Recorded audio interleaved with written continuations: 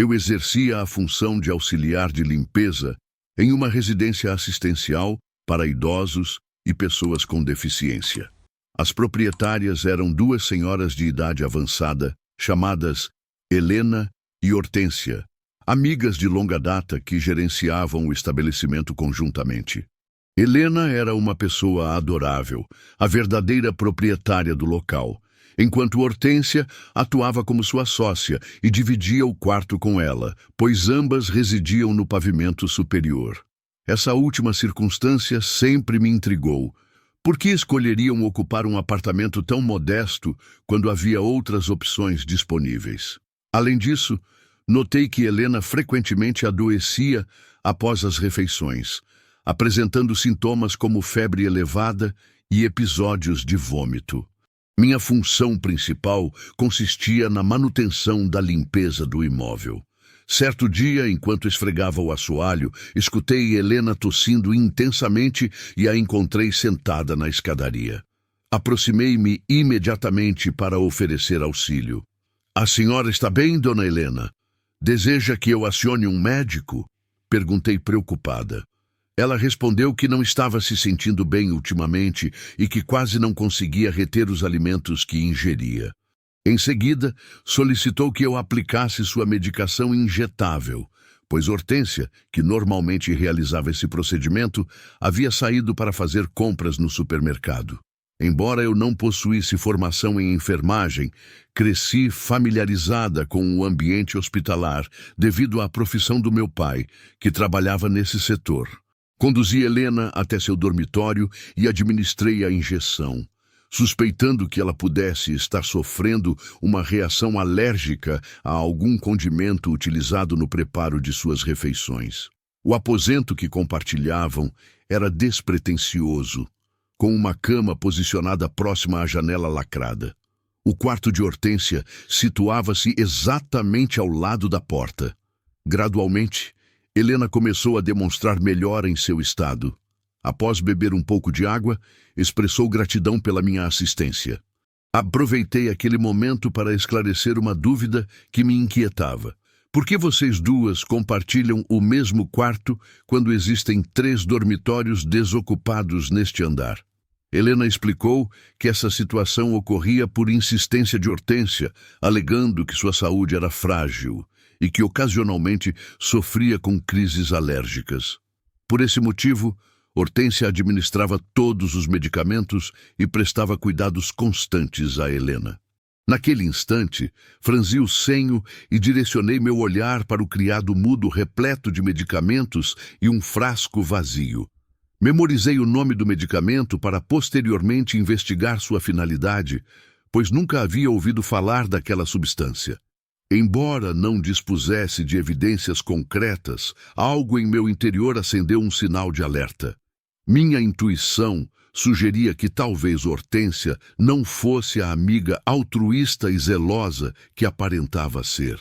Seria possível que ela estivesse deliberadamente provocando as enfermidades de Helena? Não tinha certeza, mas estava determinada a descobrir a verdade. Repentinamente, Hortência surgiu no quarto, empurrando a porta com vigor.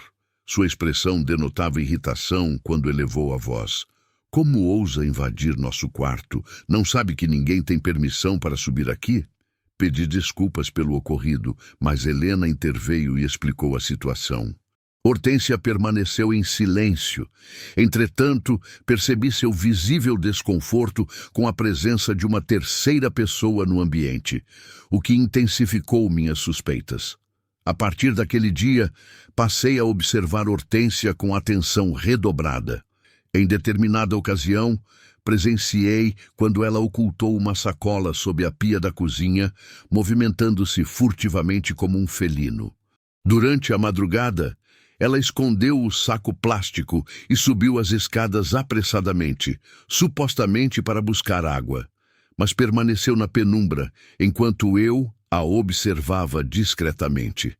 Após alguns minutos, dirigi-me à cozinha e inspecionei o local onde ela havia escondido o objeto. Ali, encontrei diversos maços de cédulas embrulhados em páginas de jornal. De onde provinha aquele dinheiro? Seria possível que ela estivesse subtraindo recursos financeiros de Helena? Crescia em mim a convicção de que Hortência não era uma pessoa íntegra e que abrigava intenções obscuras. Intensifiquei minha vigilância sobre suas ações e constatei que ela administrava numerosas injeções em Helena. Sempre que questionada, justificava que eram medicamentos para alívio de dores. A pobre Helena acreditava que seus males eram consequência natural do processo de envelhecimento. Entretanto, certo dia, Helena adoeceu gravemente e, infelizmente, não conseguiu recuperar-se. Hortência comunicou a todos que Helena havia falecido devido à idade avançada. A verdade é que ninguém demonstrou grande preocupação com o ocorrido, mas, após o falecimento de Helena, Hortência assumiu a propriedade da residência assistencial e disponibilizou o segundo andar para novos residentes.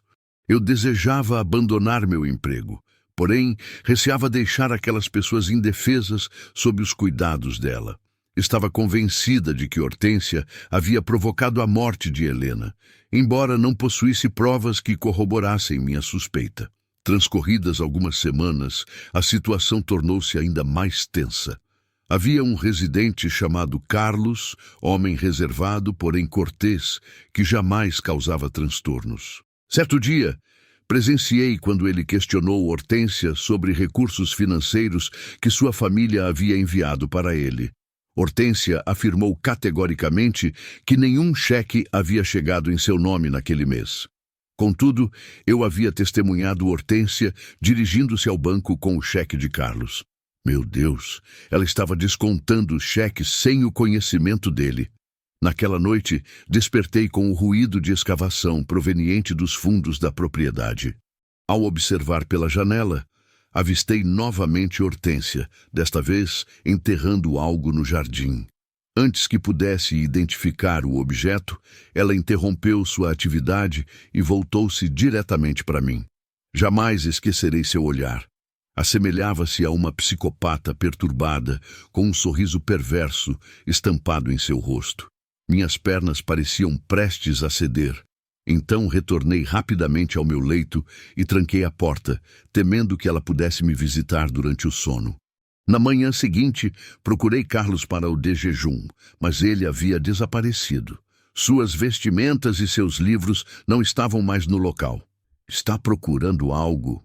Indagou Hortência, surgindo às minhas costas. Onde está Carlos? Questionei. Foi visitar sua família, respondeu ela secamente. Você o deixou partir desacompanhado?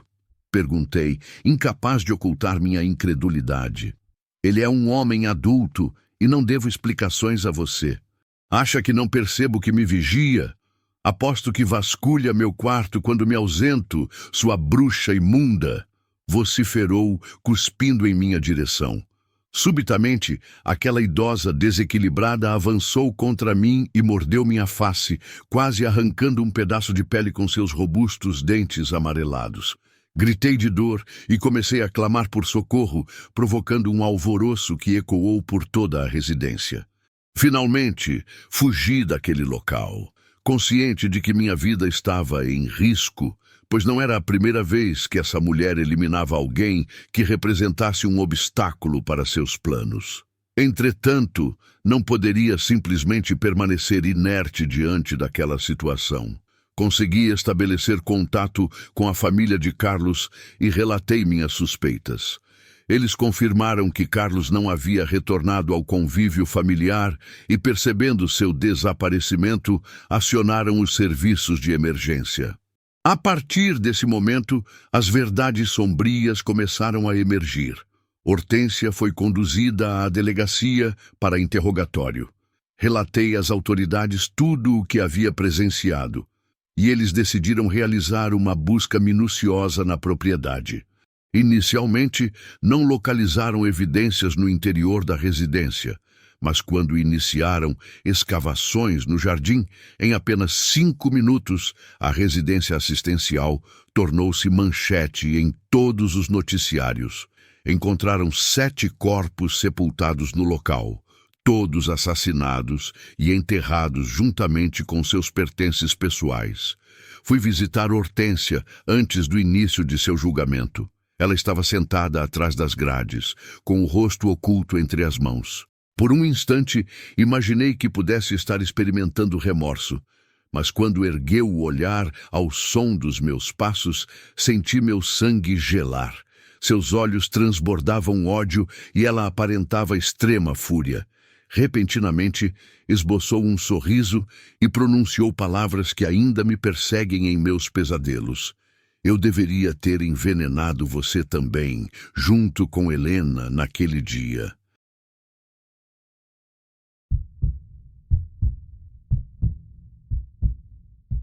Hoje, aos 27 anos, ainda carrego vividamente as lembranças daquela noite de Halloween, quando eu tinha apenas 18 anos, cursando meu último ano escolar. As recordações daquele episódio continuam a me perturbar, mesmo após tanto tempo.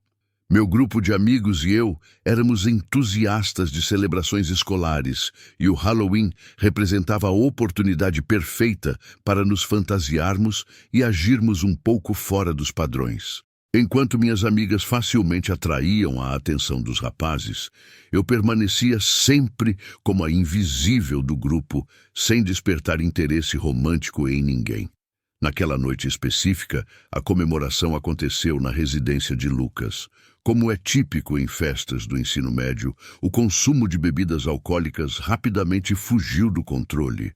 Por volta das 23 horas, as autoridades policiais foram acionadas devido a reclamações sobre o barulho excessivo. Após o encerramento forçado da celebração, todos dispersaram rapidamente para evitar problemas com a lei e possíveis registros em nossos históricos. Carolina, minha amiga e companheira de apartamento, seguiu com seu namorado para outra reunião festiva. Entretanto, ele insistiu que eu acompanhasse seu amigo Daniel em seu veículo, sugerindo que nos encontraríamos todos no próximo destino. Apesar da minha relutância em viajar com um desconhecido, acabei cedendo contra minha vontade inicial. O trajeto foi extremamente desconfortável. Éramos apenas nós dois, sem qualquer familiaridade prévia ou assuntos em comum. O automóvel exalava um odor desagradável de cigarros baratos, misturado com suor, além da notável falta de higiene interior, observações que mantive para mim mesma.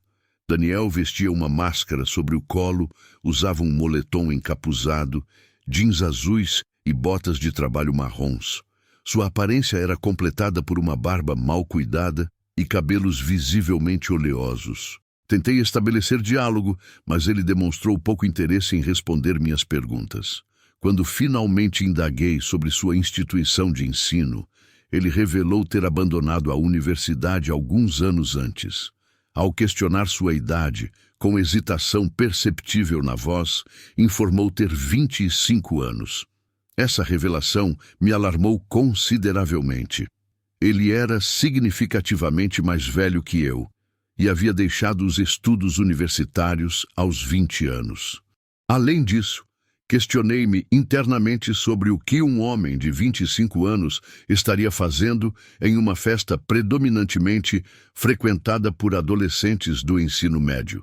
Procurei disfarçar meu crescente nervosismo e perguntei como ele conhecera Carolina. Sua resposta fez meu estômago revirar de apreensão. Com voz trêmula, questionou: "Quem é Carolina?" Naquele instante, afundei no assento, paralisada pela incerteza. "É a moça loira que me orientou a entrar no seu carro", expliquei. Ele continuou olhando fixamente para a estrada e respondeu: "Ah, sim, ela. Bem, ela me disse que você estava solteira." Fiquei sem palavras, dividida entre o crescente nervosismo e o medo que começava a me dominar. Questionei-me se ele realmente desconhecia Carolina ou se estava apenas confuso devido à embriaguez. Imediatamente enviei uma mensagem para Carolina expressando minha indignação, mas não obtive resposta. Após aproximadamente 10 ou 15 minutos, que pareceram intermináveis, chegamos a uma residência localizada em uma área que claramente não correspondia aos bairros onde eu costumava frequentar festas. Procurei ansiosamente pelo veículo do namorado de Carolina ou qualquer automóvel familiar, mas a escuridão impossibilitava qualquer identificação clara. Finalmente, nos aproximamos de uma porta vermelha com pintura deteriorada, iluminada apenas por uma lâmpada de intensidade mínima. Daniel adentrou a casa sem aviso prévio, enquanto eu permaneci esperando reconhecer algum rosto familiar. A primeira impressão foi impactante. O ambiente estava extremamente frio e exalava um odor desagradável. Adentramos o que aparentava ser a sala de estar, mas o local estava em condições deploráveis.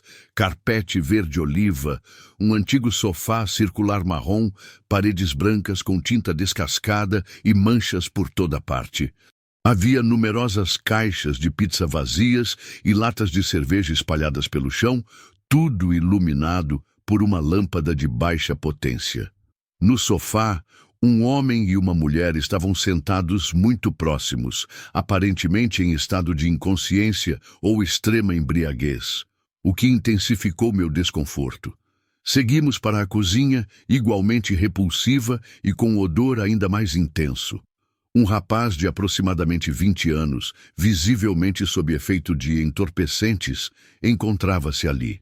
Ele cumprimentou Daniel e dirigiu-se a mim com um casual "Ei, como vai?" Seu sorriso provocou arrepios e seu olhar transmitiu uma sensação extremamente inquietante. Havia também um homem mais velho, possivelmente entre 45 e 50 anos, que permaneceu em silêncio, apenas me observando de maneira que intensificou minha náusea. Em resumo, o local era aterrorizante, e se não fugi imediatamente foi por completo desconhecimento de minha localização e receio de que aquelas pessoas pudessem representar perigo ainda maior. Tentei novamente contatar Carolina, sem sucesso. Optei por não telefonar, pois restavam apenas 5% de bateria em meu celular, que preferi preservar para uma possível chamada de emergência. Imagine quão abalada minha confiança estava naquele momento. Daniel me conduziu a uma espécie de varanda telada, onde experimentei leve alívio ao visualizar 6 ou 7 pessoas reunidas. Entretanto, apenas 2 mulheres estavam presentes, ambas seminuas e visivelmente abaixo do peso saudável. Sentia todos os olhares direcionados a mim, mas ao menos não estava sozinha com Daniel. Por mais estranho que pareça, senti-me mais segura próxima a quaisquer pessoas do que isolada com aquele desconhecido que me causava profundo desconforto. Esse sentimento de relativa segurança não perdurou, pois logo as 2 mulheres partiram acompanhadas pelos homens que estavam na varanda, adentrando a casa e desaparecendo de vista. Enquanto permanecia sentada, tentando elaborar uma estratégia para sair daquela situação alarmante, Daniel subitamente declarou: "Ei, você é muito bonita", observando-me de maneira extremamente desconfortável. Agradeci com indiferença forçada, tentando aparentar tranquilidade, apesar do turbilhão de nervosismo interno. Repentinamente, ele se levantou e começou a massagear minhas costas, enquanto respirava pesadamente. Fiquei completamente paralisada, rígida e desesperada para fugir, mas consciente da necessidade de manter a calma para sair ilesa daquela situação. Senti imensa raiva de Carolina pelo que havia me submetido, mas reconheci que precisava resolver aquilo sozinha. Após aproximadamente 5 minutos da massagem mais desagradável que já experimentei, Daniel posicionou-se à minha frente e indagou se eu desejava acompanhá-lo a um local mais reservado. Com voz trêmula, respondi que não era esse tipo de garota. Nesse instante, meu coração acelerou drasticamente ao perceber a fúria refletida em sua expressão. Permanecemos em silêncio por segundos, que pareceram eternos, enquanto lágrimas começavam involuntariamente a se formar em meus olhos. Tamanha era minha tensão e medo. O olhar de Daniel evidenciava seu profundo desagrado com minha recusa, e sua postura tornava-se progressivamente ameaçadora, como se preparando-se para um ataque iminente. Então, algo extraordinário aconteceu. Uma das mulheres que havia entrado anteriormente começou a gritar histericamente, proferindo insultos generalizados e ameaçando esfaquear alguém não especificado. Esse incidente capturou completamente a atenção de Daniel, que correu para o interior da casa, subindo as escadas e deixando-me sozinha na varanda. Aproveitei instantaneamente a oportunidade. Levantei-me sem hesitação, atravessei correndo o pátio, saltei a pequena cerca de madeira e disparei pela rua. Não me importava com meu desconhecimento da localização ou direção. Simplesmente não pararia até encontrar um posto de gasolina ou qualquer estabelecimento público onde pudesse solicitar auxílio. Corri pela rua, mantendo-me próxima à calçada, evitando quedas, até felizmente alcançar um supermercado Walmart que funcionava ininterruptamente. Entrei sem olhar para trás e imediatamente solicitei ajuda ao gerente. Felizmente, tanto ele quanto os demais funcionários demonstraram extrema gentileza.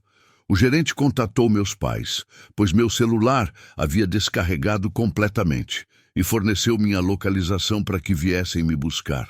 A distância de aproximadamente 30 minutos da residência de meus pais ofereceu-me algum alívio. Quando finalmente acreditei poder relaxar e esquecer momentaneamente o ocorrido, Daniel e um de seus companheiros adentraram o estabelecimento. Meu coração disparou e instintivamente ocultei-me atrás de um balcão. Felizmente, não fui avistada, mas observei-os examinando cada seção da loja, como se procurassem algo ou alguém, e tinha certeza absoluta de que esse alguém era eu. No dia seguinte, Carolina telefonou-me em prantos, pedindo desculpas e questionando como poderia compensar-me. Entretanto, permaneci traumatizada, refletindo sobre os potenciais desfechos daquela situação. Eventualmente, perdoei-a, presumindo que seu estado de embriaguez comprometeu seu discernimento, mas não sem antes expressar claramente meus sentimentos sobre o ocorrido. Aproximadamente uma década se passou desde aquela noite e, embora Carolina e eu não compartilhemos mais moradia, mantemos nossa amizade e contato ocasional. Ainda experimento verdadeiro terror ao rememorar esse episódio, consciente de que poderia ter resultado em consequências significativamente mais graves, e que tive imensa sorte em escapar ilesa. Mesmo assim, não desejaria experiência semelhante nem ao meu mais ferrenho adversário. Nunca mais avistei Daniel, seu companheiro que me procurou no supermercado, ou qualquer outro indivíduo daquela residência, e sinceramente espero que assim permaneça para sempre.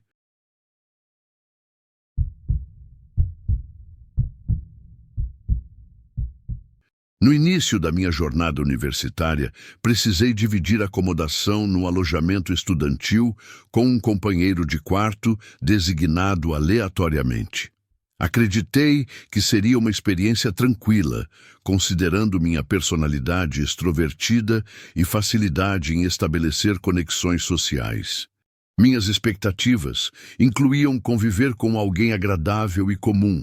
E mesmo que não compartilhássemos exatamente os mesmos gostos, esperava naturalmente que tivéssemos alguns interesses coincidentes e pudéssemos desenvolver uma boa convivência, especialmente porque eu ainda não havia formado muitas amizades na universidade.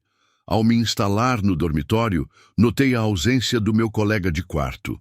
Sabia apenas que seu nome era Miguel e que seus pertences já estavam no local, embora não houvesse pistas sobre seu paradeiro. Meus pais me auxiliaram com a mudança naquele dia e posteriormente partiram, mas Miguel continuava ausente. Na verdade, ele só apareceu no dia seguinte, quando retornei do meu primeiro compromisso acadêmico e dispunha de um breve intervalo antes da próxima aula. Lá estava ele, sentado junto à sua escrivaninha, aparentemente concentrado em seus estudos. Miguel apresentava características físicas comuns, nem alto nem baixo, nem corpulento nem esbelto. Usava óculos e tinha cabelos loiros curtos. A primeira impressão não demonstrava muita receptividade, e quando entrei no aposento, ele me examinou detalhadamente, mas sequer pronunciou uma saudação, voltando rapidamente sua atenção para a mesa. Tentei não atribuir grande importância a essa atitude hostil e o cumprimentei cordialmente. Aproximei-me estendendo minha mão para um aperto formal, buscando finalmente nos apresentarmos adequadamente e amenizar o clima inicial. Recordo-me que ele hesitou momentaneamente, mas acabou correspondendo ao cumprimento. Após esse gesto, conversamos brevemente. Fiz algumas perguntas sobre sua vida e ele revelou não ser calouro como eu, mas sim um estudante do 2º ano, proveniente de uma pequena localidade situada a algumas horas de distância.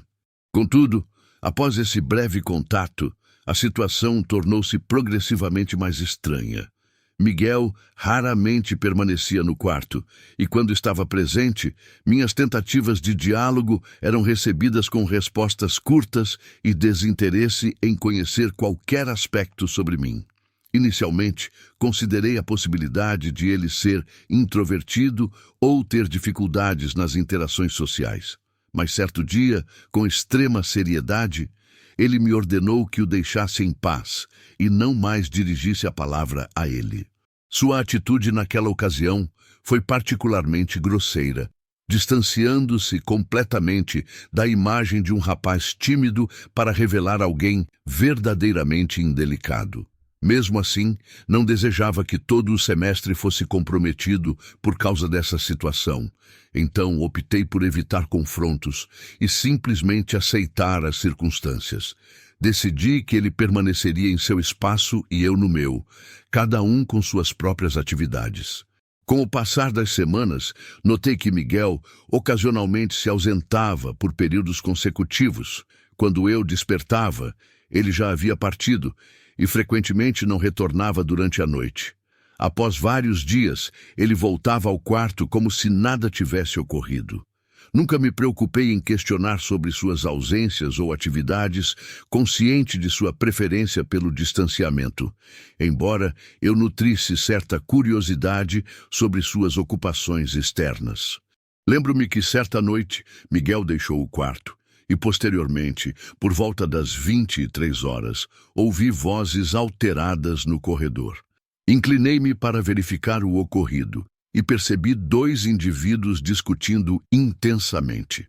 Rapidamente identifiquei a voz de Miguel entre eles, gritando para que alguém se calasse.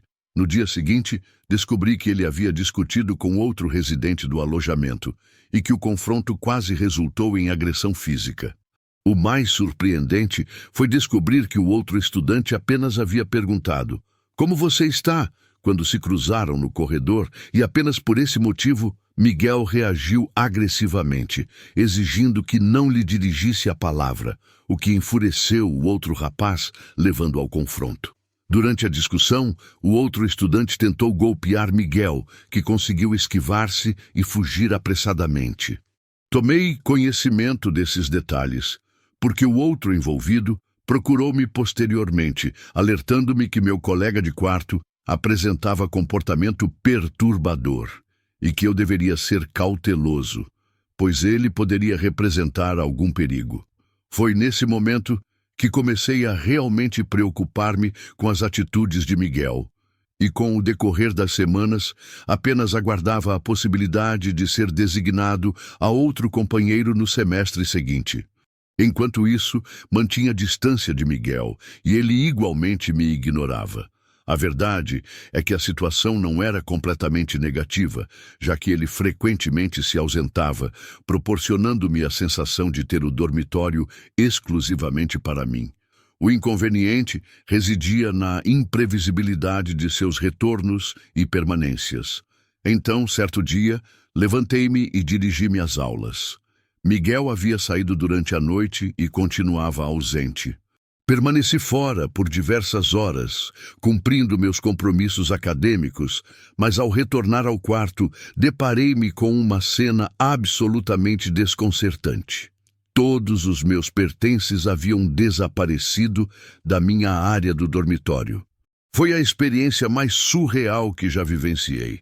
A cama, escrivaninha e cadeira, que faziam parte da mobília padrão do quarto, permaneciam intactas. Mas literalmente tudo que me pertencia havia sumido. Livros, cobertores, travesseiros, vestuário, alimentos, absolutamente tudo. A parte do quarto correspondente a Miguel mantinha-se inalterada, mas ele não estava presente. Adentrei o aposento e comecei a inspecionar o ambiente, tentando compreender o ocorrido. Tinha certeza de ter trancado a porta ao sair, e naturalmente minha primeira suspeita recaiu sobre Miguel. Comecei a examinar o lado dele no quarto e constatei que ele possuía poucos pertences, apenas algumas peças de roupa, alguns cobertores e cadernos. Não havia nenhum local onde pudesse ter ocultado todos os meus objetos. Naquele momento, comecei a ficar seriamente apreensivo, e foi quando o medo e a indignação tomaram conta de mim. Como era possível que meus pertences tivessem sido furtados daquela maneira? Embora não dispusesse de evidências concretas, estava convencido de que Miguel estava envolvido no incidente. Após confirmar definitivamente que meus pertences não se encontravam no quarto, dirigi-me ao corredor e procurei o assistente residente. Relatei o ocorrido e realizamos uma breve investigação nas imediações do edifício, acionando também a segurança do campus. Infelizmente, por se tratar de uma construção antiga, o prédio não dispunha de sistema de vigilância por câmeras em seu interior.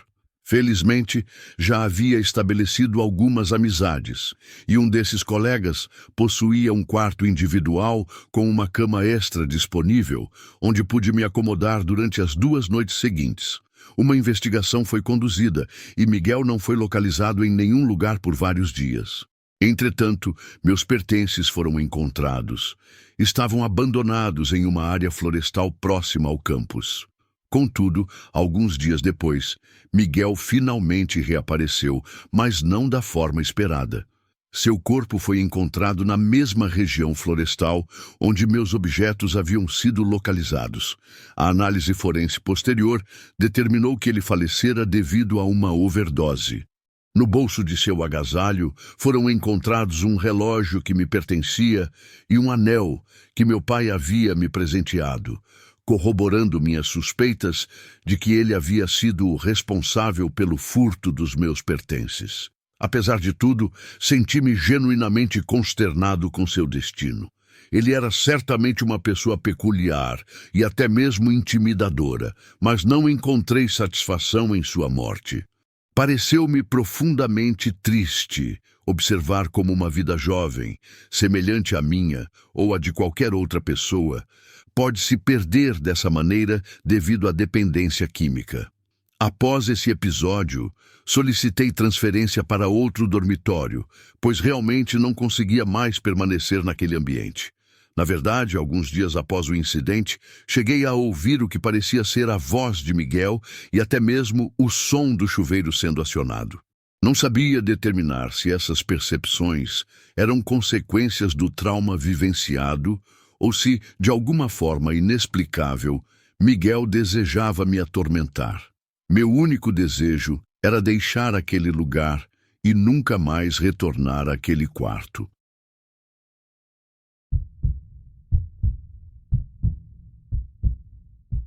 Permitam-me compartilhar uma experiência aterrorizante que vivenciei quando dividia moradia com Júlia, minha antiga companheira de apartamento.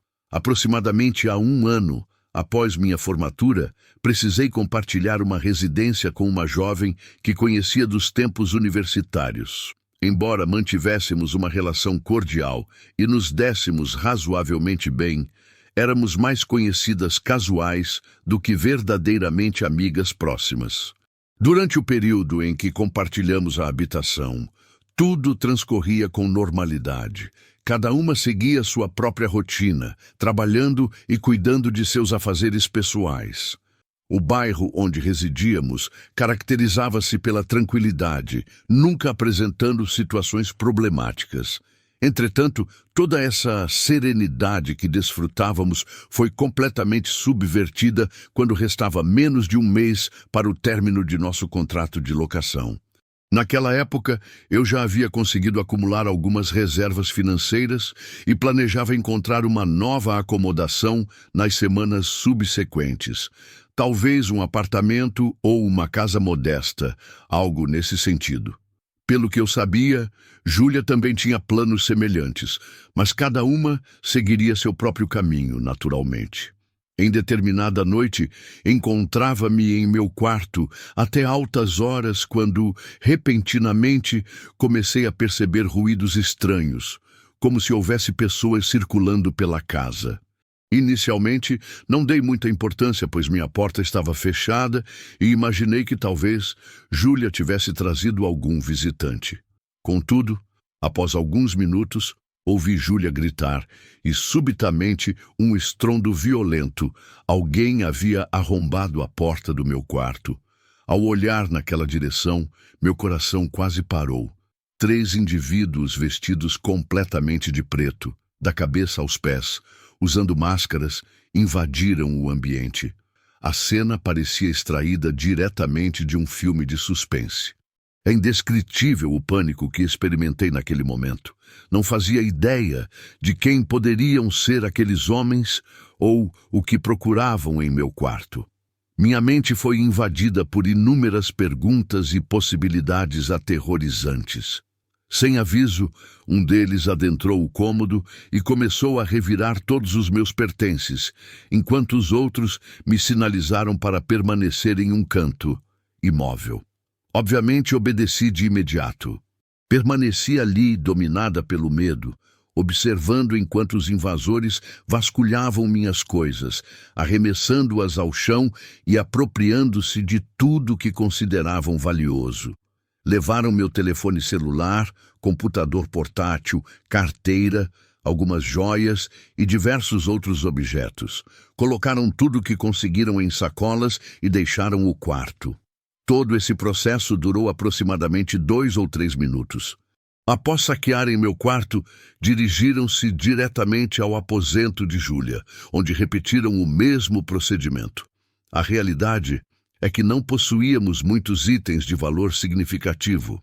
Então, os invasores levaram relativamente poucos objetos e partiram em menos de 5 minutos.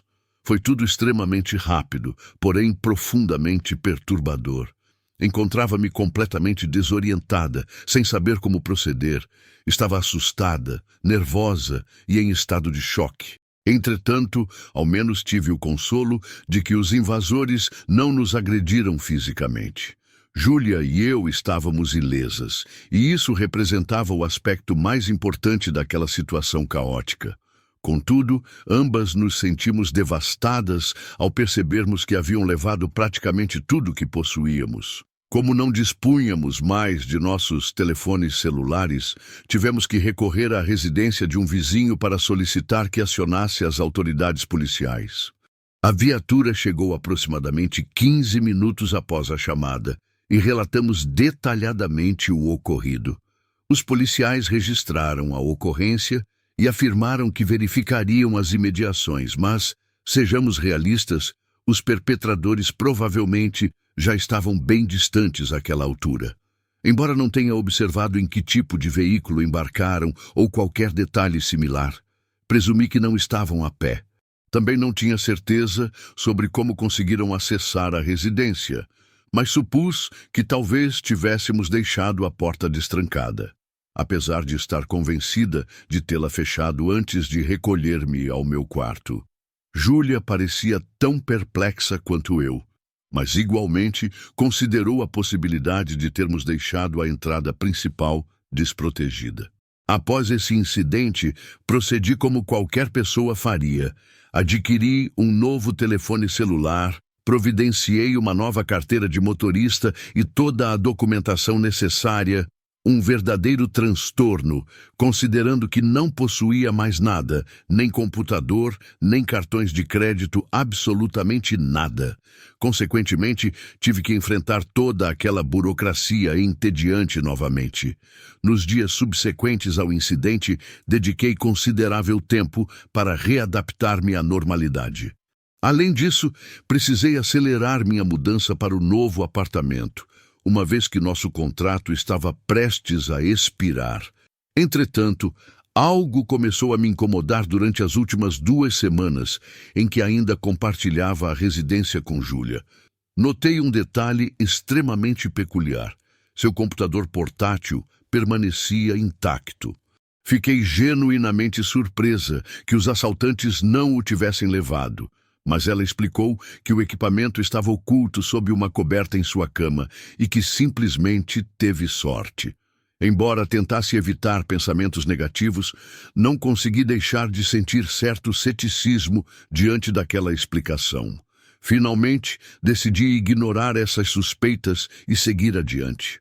Nos dias seguintes ao assalto, contatei o departamento de polícia diversas vezes para obter informações sobre o progresso da investigação, mas Júlia insistia constantemente que eu abandonasse o caso, argumentando que era improvável recuperarmos nossos pertences. Fiquei sinceramente surpresa com sua atitude, pois ela não demonstrava o mesmo interesse que eu em responsabilizar os culpados, o que intensificou minhas desconfianças. Alguns dias antes do término do contrato de locação, consegui transferir-me para meu novo apartamento, levando todos os pertences remanescentes. Contudo, ainda possuía as chaves da antiga residência e planejava retornar no último dia para realizar uma limpeza geral. Aparentemente, Júlia desconhecia minhas intenções, pois quando cheguei à casa, notei um veículo desconhecido estacionado na garagem. Ao visualizá-lo, optei por estacionar do outro lado da rua e observar a situação sem abandonar meu automóvel. Após alguns minutos, presenciei 3 homens saindo do veículo, carregando diversas sacolas. Dirigiram-se à entrada da casa, onde Júlia os recebeu e permitiu seu ingresso. Embora não pudesse confirmar visualmente se eram os mesmos indivíduos que haviam perpetrado o assalto, pois não consegui identificar seus rostos naquela noite fatídica, a situação apresentava-se extremamente suspeita e incriminadora para mim. Permaneci no veículo por alguns minutos, monitorando a residência, e logo depois os homens emergiram da casa, sem as sacolas que carregavam quando entraram. Determinada a não permanecer na ignorância, assim que eles partiram, decidi adentrar a residência e verificar se minhas suspeitas tinham fundamento. Ao entrar, Júlia demonstrou imenso espanto ao me ver. Sua reação, por si só, quase constituía uma confissão. Era evidente que não esperava minha presença ali e claramente compreendia que eu havia testemunhado a saída daqueles indivíduos. Nem 1 minuto havia transcorrido desde sua partida. Era toda a confirmação que eu necessitava. Confrontei-a diretamente, questionando a identidade daqueles homens. Ela tentou minimizar a situação, alegando que eram apenas antigos conhecidos, mas eu não seria persuadida por aquela narrativa. Sem hesitação, acusei-a explicitamente de ter planejado o assalto. Naturalmente, ela negou veementemente minhas acusações e tentou expulsar-me da residência. Dirigi-me imediatamente à delegacia para relatar minhas suspeitas, e as autoridades não hesitaram em investigar o caso. Ao final, comprovou-se que minhas suspeitas estavam corretas. A polícia já estava monitorando aqueles indivíduos que haviam tentado vender meu computador portátil em um estabelecimento de penhores nas proximidades. Entretanto, os funcionários da loja perceberam que o equipamento era produto de furto e recusaram-se a adquiri-lo, o que alertou as autoridades.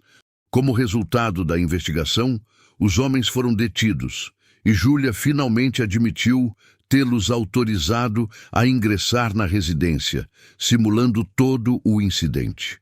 Ela estava disposta a arquitetar todo esse esquema apenas para apropriar-se de aproximadamente 5.000 em bens materiais que me pertenciam. Após essa experiência traumática, tomei a firme decisão de jamais compartilhar moradia novamente, a menos que seja com alguém que conheça profundamente e em quem deposite absoluta confiança.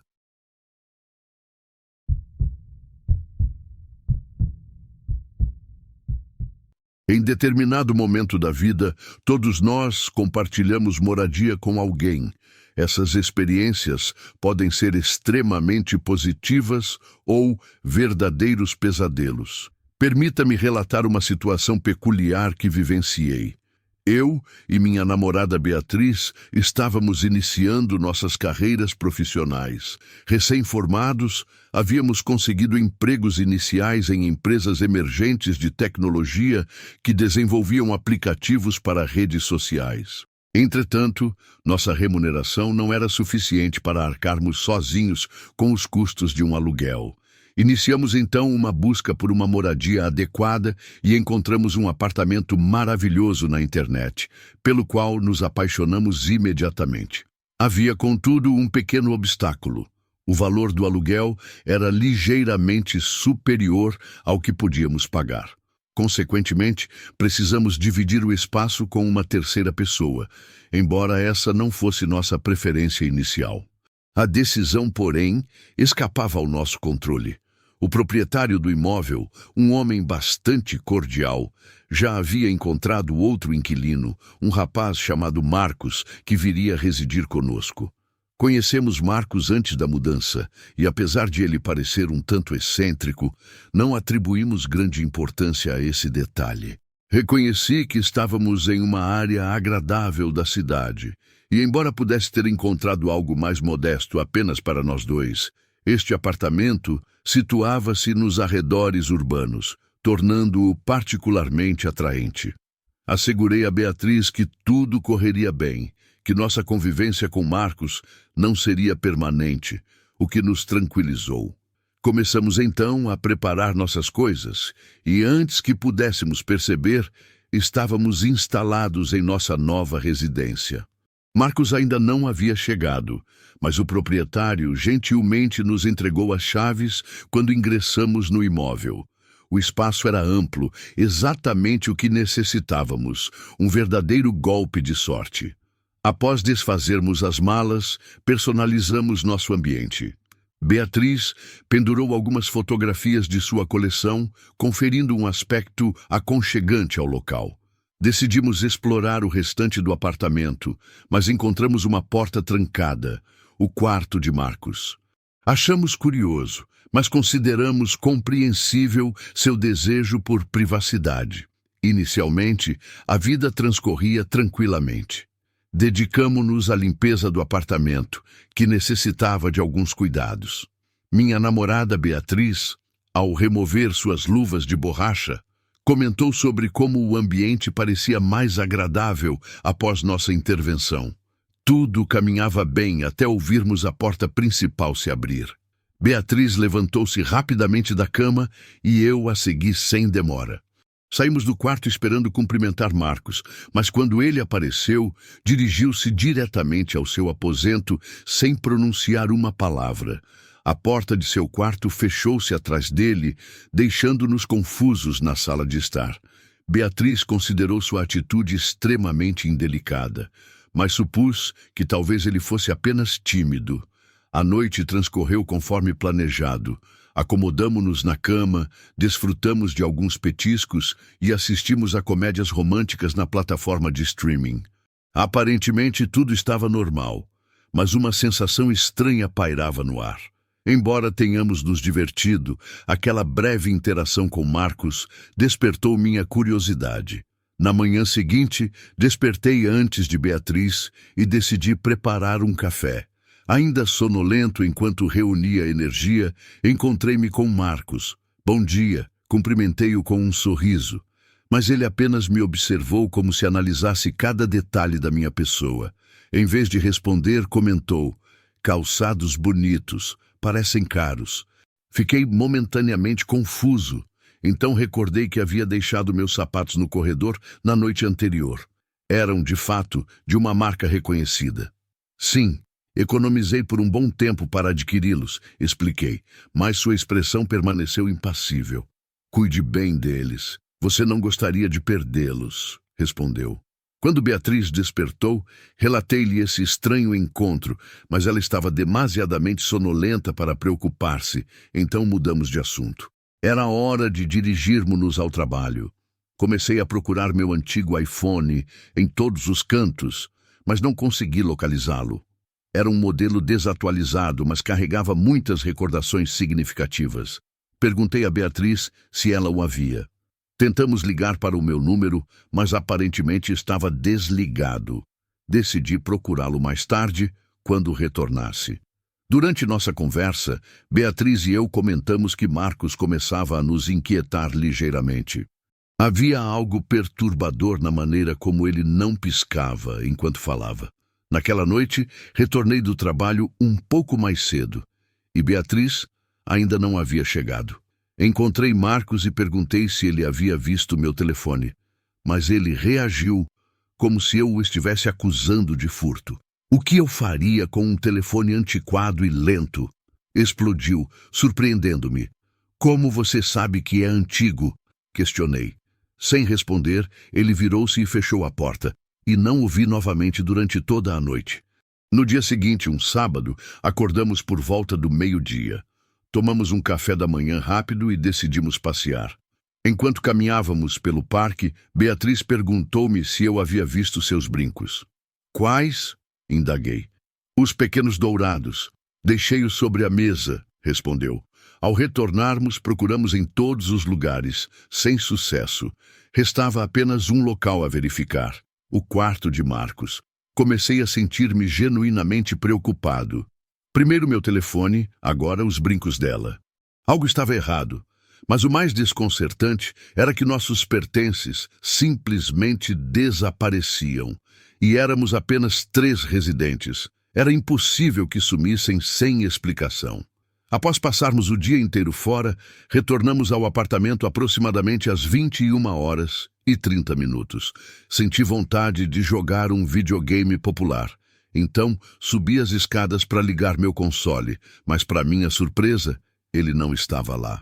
Dirigi-me imediatamente ao quarto de Marcos e tentei abrir a porta, que estava trancada como de costume. Bati, mas não obtive resposta. Então solicitei a Beatriz que contatasse as autoridades policiais. Eles chegaram rapidamente e começaram a vasculhar o edifício à procura dele. 1 hora transcorreu e ainda não haviam localizado Marcos. Finalmente, decidiram chamar um chaveiro para abrir a porta. Ao entrarmos, fiquei atônito. O quarto de Marcos era completamente diferente do que imaginava, extremamente limpo e organizado, como em uma exposição. Todo o ambiente estava impecável e reluzente. Os policiais realizaram uma busca, mas não encontraram nenhum de nossos pertences.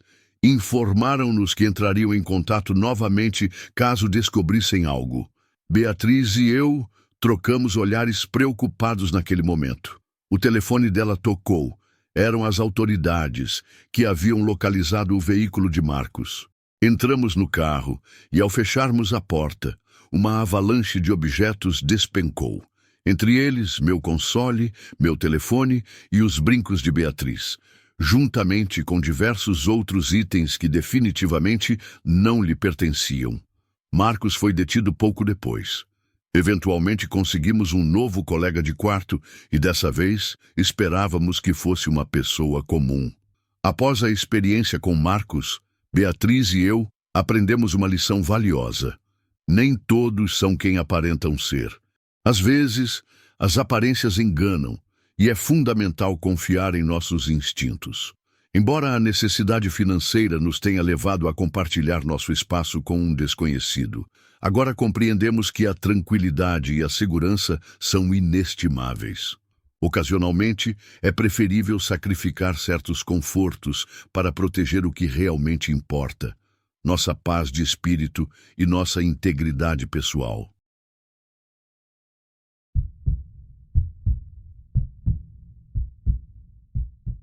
Meu nome é Carolina, tenho 31 anos e há 5 anos aceitei uma excelente oportunidade profissional em outra cidade, o que motivou minha mudança. Foi lá que conheci Vanessa, uma jovem 1 ano mais nova que eu, extremamente talentosa e encantadora, além de muito simpática.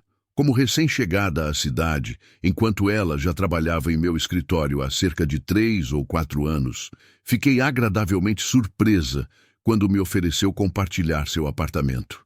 Ela vivia sozinha desde que uma amiga havia se mudado para outra localidade e sugeriu que eu poderia ser sua nova colega de apartamento, uma proposta que se adequou perfeitamente às minhas necessidades. Devo confessar que nos divertimos imensamente juntas. Desenvolvemos uma amizade profunda e, após o expediente no escritório, frequentemente saíamos para beber algo e explorar a vida noturna da cidade. Além disso, Vanessa mantinha um relacionamento amoroso com Felipe.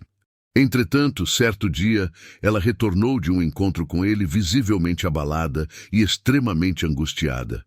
"O que aconteceu, Vanessa?" perguntei, demonstrando preocupação. "Bem, nada. É apenas que meu namorado me traiu e vai se casar com outra pessoa. Ele afirma que não podemos continuar juntos", revelou-me com lágrimas nos olhos. Tentei animá-la, mas ela permaneceu imóvel. "Não quero ver o rosto dele novamente. Suas promessas eram completamente falsas", declarou naquele momento. Fiz o que qualquer boa engenheira de Minas faria. Simplesmente a consolei e tentei elevar seu ânimo. "Não desperdice lágrimas por alguém que não reconhece seu valor. É preferível manter distância dessas pessoas. Não é sua culpa", aconselhei. Vanessa encontrava-se profundamente deprimida e preocupada, naturalmente, devido à traição que havia sofrido. Esforcei-me para apoiá-la da melhor maneira possível, mas ela continuava chorando intensamente. Foram necessários dias para que começasse a se recuperar, mas meu constante encorajamento gradualmente surtiu efeito. Após aproximadamente 20 ou 25 dias, finalmente voltou a sorrir, indicando que estava superando seu coração partido. Contudo, em determinado dia, ela deixou o escritório informando que sua irmã mais nova viria visitá-la, o que a faria atrasar-se naquela tarde. Enquanto eu estava no apartamento, ouvi batidas frenéticas na porta. Ao abri-la, percebi que era Vanessa, mas com um hematoma visível na cabeça. "Ei, o que aconteceu com você?" perguntei alarmada, mas não obtive resposta. "Você está bem? Está com fome?" insisti, mas sem sucesso. Ela simplesmente caminhou como um autômato e dirigiu-se ao quarto. Parecia exausta e estranha. Notei que não carregava seu telefone celular nem sua bolsa, o que intensificou minha preocupação. Mas ela se recusou a fornecer qualquer explicação. Estava evidente que não responderia minhas indagações, pois não desejava conversar. Na manhã seguinte, despertei com ruídos provenientes da cozinha e vi Vanessa preparando peixe para o café da manhã. Algo completamente inusitado, considerando que ela era vegetariana e não consumia esse tipo de alimento. Seu comportamento era verdadeiramente bizarro, mas optei por não questioná-la. Supus que talvez ainda estivesse processando o término do relacionamento e aquela fosse sua maneira particular de lidar com a situação. Entretanto, perguntei sobre seu telefone, ao que respondeu ter sido roubada durante o trajeto. Ambas nos dirigimos ao escritório após o café da manhã e tivemos um dia aparentemente normal. Retornamos de táxi para casa, mas ela começou a manifestar comportamentos estranhos no veículo, observando pela janela e proferindo frases desconexas. "E se eu saltar do táxi em movimento?" questionou-me em determinado momento. "O que você está dizendo, Vanessa? Está brincando, certo?" Mal havia concluído minha pergunta quando Vanessa abriu a porta e saltou do veículo. Fiquei momentaneamente paralisada, incapaz de assimilar o que acabara de presenciar. Mas logo emiti um grito de terror e solicitei ao motorista que parasse imediatamente. O condutor, igualmente assustado, acionou bruscamente os freios, o que quase me projetou para fora do assento, pois eu não utilizava o cinto de segurança. Imediatamente corremos ambos até onde Vanessa se encontrava, eu chorando desesperadamente. Vanessa, você está bem? Ela não respondeu, mas o único aspecto tranquilizador foi constatar que estava consciente. Em determinado momento, simplesmente massageou a cabeça, ergueu-se e caminhou como se nada tivesse ocorrido. Estava em estado de choque, mas ao menos aparentava estar fisicamente bem. Acreditei que tudo se normalizaria, mas seu comportamento tornava-se progressivamente mais estranho e todos os indícios apontavam para o fato de que ainda estava traumatizada pelo término do relacionamento. Essa era minha teoria. Insisti que procurássemos atendimento hospitalar, mas ela recusou categoricamente. No dia seguinte, adquiri ingressos para o cinema, na tentativa de animá-la. Assistimos a um filme e nos divertimos consideravelmente. Tudo parecia retornar à normalidade com ela, o que me proporcionou certo alívio. Após retornarmos, ela sugeriu que assistíssemos a outro filme na plataforma de streaming, afirmando ser excelente. Era uma produção de terror e, embora eu não seja particularmente apreciadora do gênero, concordei por consideração a ela. Em determinado momento, Vanessa dirigiu-se ao banheiro, enquanto permaneci no corredor assistindo à televisão. A verdade é que o filme estava me aterrorizando intensamente, e apesar de minhas tentativas de mudar de canal, a mesma produção continuava exibida repetidamente. Era como se o aparelho estivesse deliberadamente me provocando. Naquela cena específica, podia-se visualizar alguém manipulando o controle remoto do televisor. Que diabos está acontecendo? Murmurei. Mas subitamente o aparelho desligou-se e ouvi um ruído estranho atrás de mim. Ao virar-me, deparei-me com uma mulher extremamente assustadora, com o rosto desfigurado e olhos vermelhos, que me observava enquanto se aproximava lentamente. Gritei aterrorizada: "Vanessa, socorro!" Mas ela não apareceu. Em vez disso, aquela entidade agarrou-me pelo pescoço e começou a estrangular-me. Tentei chamar por Vanessa com todas as minhas forças, mas ela não conseguia me ouvir. Naquele momento, debatia-me desesperadamente, como um peixe fora d'água, quando subitamente fui arremessada contra o televisor com tamanha violência que caí sobre o aparelho. Após algum tempo, perdi a consciência. Quando recobrei os sentidos, encontrei um dispositivo de armazenamento digital atrás do televisor. Ao verificar seu conteúdo, fiquei horrorizada. Eram vídeos e fotografias íntimas de Vanessa e seu namorado. Corri para a delegacia, dominada pelo medo e rezando para que minhas suspeitas não se confirmassem. Entretanto, meus temores concretizaram-se. O corpo encontrado era de Vanessa, e quem estivera comigo durante todo esse tempo era sua manifestação espiritual. Entreguei a gravação às autoridades policiais, extremamente amedrontada para fazer ou dizer qualquer outra coisa, mas nunca mais retornei àquele apartamento. Dirigi-me ao escritório para investigar e examinei as imagens das câmeras de segurança, descobrindo que Vanessa nunca estivera comigo nos 27 dias anteriores. Eu estava, na realidade, falando sozinha, fato evidenciado nas gravações. Localizei o taxista e questionei-o sobre aquela noite fatídica. Fiquei profundamente chocada ao ouvir seu relato.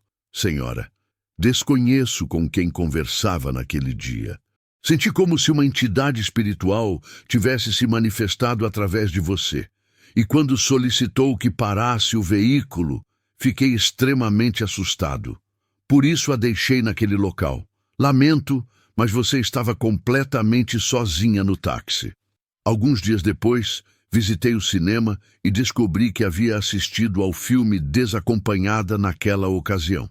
Podia perceber a presença espiritual de Vanessa em todos os lugares. Ela ansiava por paz, razão pela qual insisti veementemente para que as autoridades policiais solucionassem o caso rapidamente. E felizmente assim o fizeram.